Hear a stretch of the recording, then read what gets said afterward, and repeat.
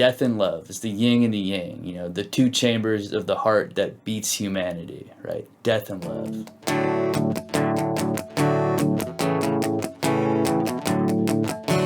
Hey everybody, my name is Brian Blickenstaff. I'm a writer and musician. And the other day I was learning this song from my Twitch channel, and you can find a link to that below. I play original tunes and covers on stream 5 days a week. Anyway, I couldn't really find any chord charts that made sense to me, so I started to review footage of the band playing Shark Smile, which is never a bad way to learn a song, you know, learn it from the people who wrote it. And I was just blown away by how good the song is. Like, it's just so good. And that brings me here to this YouTube channel, and to you, and to what I hope will be the first in a series of videos that I'm going to call, I don't know, practical songwriting, in which I break down some of my favorite songs to try and figure out what I can learn from them, what we can learn from them as songwriters. So this is how this is going to work. I'm going to talk to you a little bit about the guitar. I'm going to talk to you a little more about the lyrics, because Adrian Linker is one of the best lyricists in the game. Then I'm going to talk to you a little bit about the arrangement. And finally, I'm going to give you 5 things that you can take from Shark Smile and apply to your own songwriting. All right, I don't want to waste anybody's time. Let's do it.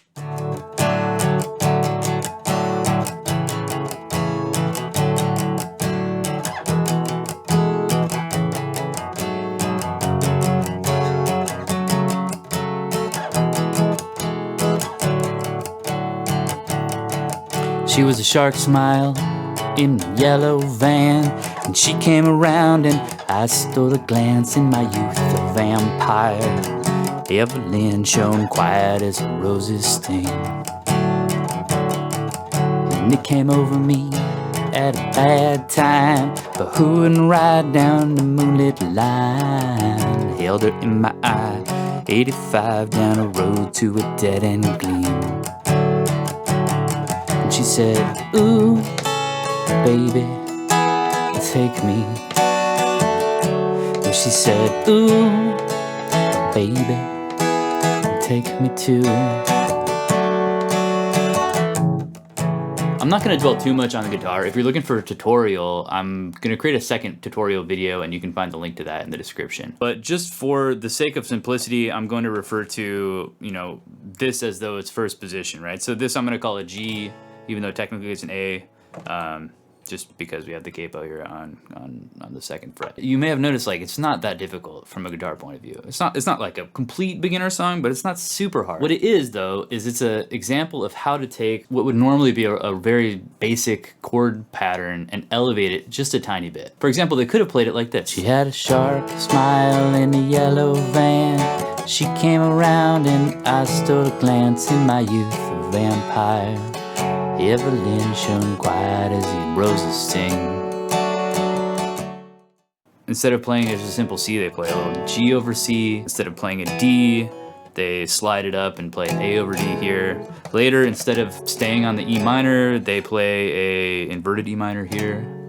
So it's just a couple little things that they do to elevate it ever so slightly, to just tweak it a tiny bit. This might seem like a minor detail, but it's super, super important, because the first rule of songwriting, really the first rule of art in general, it doesn't matter if you're writing a novel or painting a picture, is to hold your audience's attention.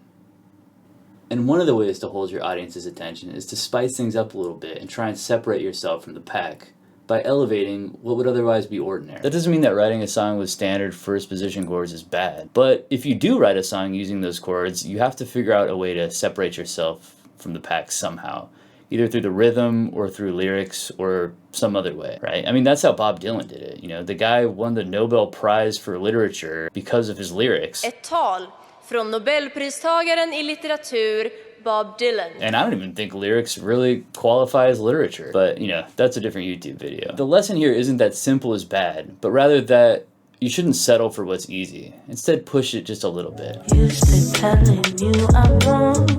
The first thing I noticed when I heard this song is that it's a narrative, meaning that Adrian Linker's telling a story. In fact, when the band did promotion for this album back in 2017, they were pretty upfront about what that narrative was. Here's what they had to say.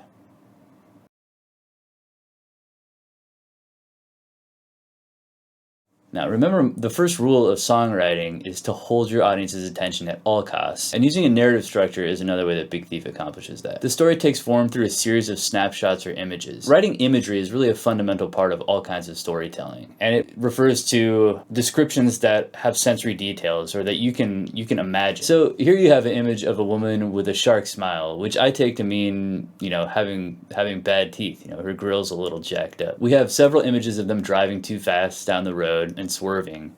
And then there's the image of them kissing. I mean, Evelyn's kiss, it was oxygen. I leaned over to take it in. Like, give me a break. You know, it doesn't get any better than that. And then there's the final image, of course, of the accident and the narrator's companion being impaled. Okay, but you've probably noticed that the images don't account for all of the lyrics. So what about the other stuff? And I think this is where songwriting and poetry get really interesting, because we can't account for all of it, you know? I can't tell you exactly what she means when she says, "It came over me at a bad time." I can speculate, but I don't know exactly what she means. I mean, had they not told us in a press release, I wouldn't even be sure what the chorus meant. "Oh baby, take me? Take me where?" And it might seem frustrating not to be able to account for some of this stuff, but that's also kind of the point, right? On the one hand, we have imagery that is unambiguous, you know, it's concrete. We know exactly what she's talking about. On the other hand, we have statements that are really open to interpretation. So on the one hand, you're taking what Lenker wants you to take from it. You're seeing what she wants you to see. And on the other, she's kind of guiding you to project and to put some of yourself into the song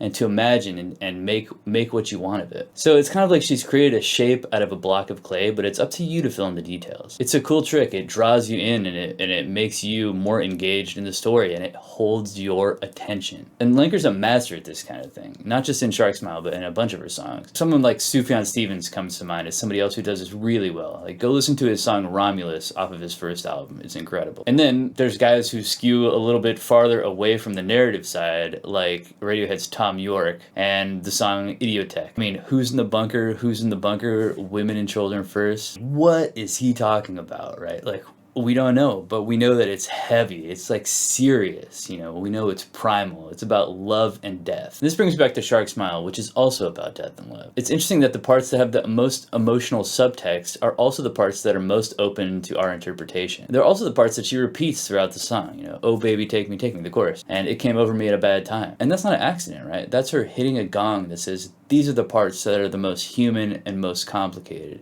And these are the parts that I want you to wrestle with the most. Death and love. It's the yin and the yang, you know, the two chambers of the heart that beats humanity, right? Death and love. Okay, I know this is getting a little long, but stick with me because I want to talk about two other concepts. One is called mood and the other is called tone. Mood refers to the atmosphere, or the emotional response that you as the listener feel. Tone, on the other hand, is like the attitude of the narrator. I would describe the mood as sort of melancholy and foreboding, but also like weirdly peaceful. The tone, on the other hand, is kind of like youthful and carefree, maybe even a little bit flippant.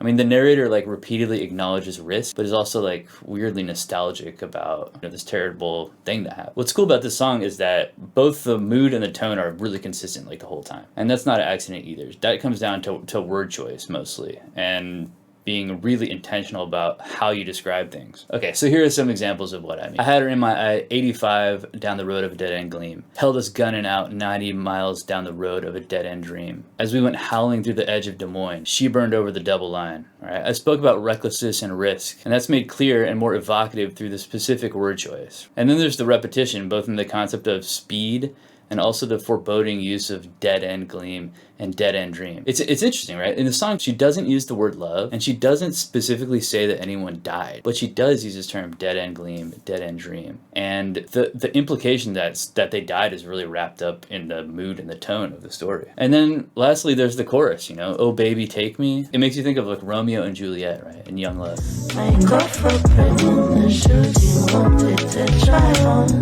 I'm not going to spend too much time on the arrangement, but I think it's important to just point out how restrained it is. The band is really there to serve the song. I mean, just look at the lead guitarist, Buck Meek, which is such a good name, by the way. But just like, look at this dude.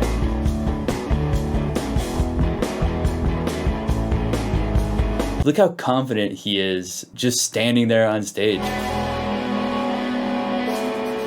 knowing that the song doesn't need him right now. And this is something, by the way, that I think every young band can learn from. You don't have to play your instrument all the time. Sometimes less is more. And Buck Meek knows that his time is gonna come later in the song, and for right now, he's gonna chill. But another thing that the band does is they change up everything right at the narrative climax of the song. In the third verse, when there's a car accident and the narrator's lover impales herself on the guardrail, the band changes the rhythm, they change the chord structure. She burned over the double line. She went pale as I reached my hand for the guard. I talked about Adrian Lenker hitting a gong that says like, this is the emotionally important stuff. That's the whole band hitting that gong now, you know, like, you know that the climax is here because everything has changed.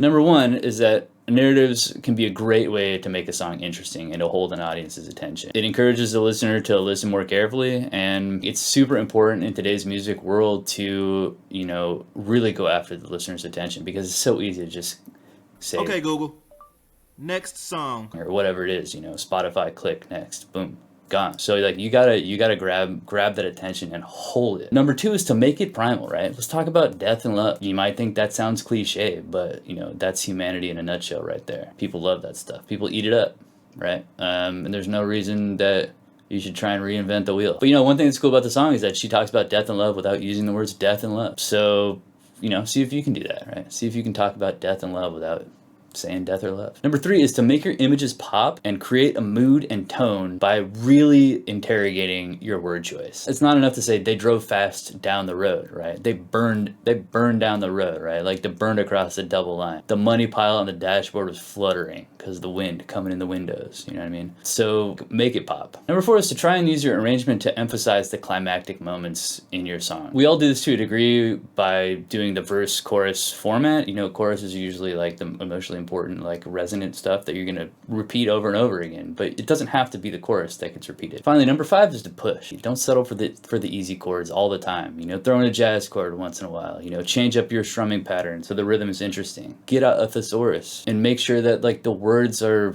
really evocative. Push just a little bit.